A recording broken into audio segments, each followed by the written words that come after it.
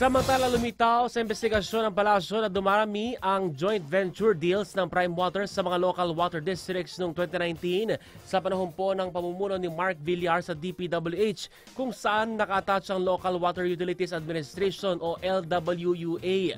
Isiniwalat po ni Communications Yusek Claire Castro ang impormasyon matapos makipagpulong ang Office of the President kay Local Water Utilities Administration Chief Jose Moises Salonga para mapag-usapan ang patuloy na investigasyon ng gobyerno sa Prime Water. Sa pagpupulong sa Malacanang, sinabi po ni LWUA Administrator Jose Moises Salonga na may posibleng conflict of interest sa deals, lalo't nakita ang posibleng irregularidad sa mga kontrata, partikular na kung papaano nakalusot, sino nag-aproba at kung kailan ito dumami.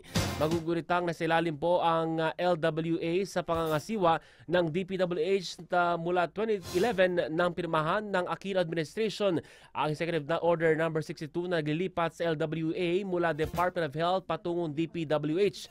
Nilipat po ni Marcos Jr. Administration ng LWUA sa ilalim ng pangangasiwa ng Water Resources Office ng Department of Environment and Natural Resources.